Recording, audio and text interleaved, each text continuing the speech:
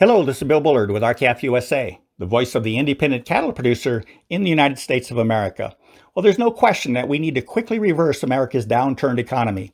Also, no question that many people are being adversely affected, from consumers to workers to business owners to manufacturers, and of course to farmers and ranchers. We also know that Congress's focus right now is on shoring up the economy so it doesn't fall any further. Every segment of our economy deserves attention, and every segment has organizations that should be pushing hard on Congress to ensure that their particular segment's concerns are addressed. And that's RCAF USA's role for the U.S. cattle industry. We appreciate that Congress and the President are working together in an effort to provide at least some temporary relief to cattle producers who are hard hit by this crisis. We've made recommendations as to how such temporary relief should be provided.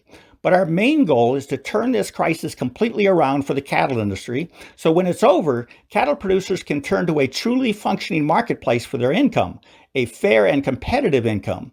Today, we're far from that. So while we're forced to address immediate problems, we're still devoting much of our efforts towards long-term lasting solutions. Towards that end, this week we've taken a hard look at imports of beef and cattle and their effect on the viability of America's cattle farmers and ranchers. We don't like what we found.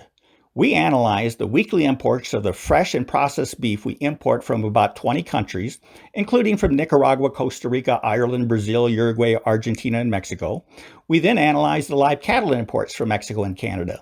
To better understand their impacts on our market, we combined everything into a live cattle equivalent, meaning we used the National Beef Checkoff Program's formula for converting each pound of beef into a live animal equivalent. The beef checkoff factor is that one live animal is equivalent to 592 pounds of imported beef.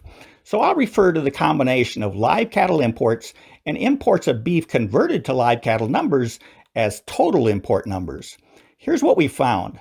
Throughout January 2020, live cattle prices averaged about $124. Total import numbers more than doubled from the beginning of January to the end of January. Unsurprisingly, in February, live cattle prices began to fall, falling on average of about $68 per head for a 1,300-pound steer. Total import numbers leveled off while cattle prices were falling and actually declined slightly towards the end of February. But then in March, total import numbers began rising again, and live cattle prices began falling even faster, losing another $76 per head on top of the $68 per head lost the month before. By mid-March, the COVID-19 pandemic was building steam, and live cattle prices tried to rebound.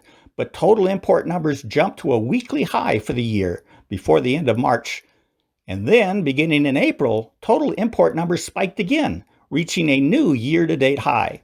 Cattle prices reversed and headed downward again after the late March spike in the total import numbers, and cattle prices fell drastically this time, losing $86 per head for that same 1,300-pound steer. And that's on top of the February and March losses already incurred. We're still awaiting data from USDA to complete our analysis up to this week, but there are no reports yet for imported Canadian cattle during the second and third weeks of April. But our conclusion is this.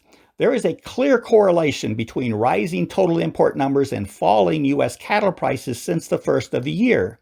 And the record numbers of total imports that occurred in early April correspond to the seriously depressed cattle prices that cattle producers have witnessed ever since.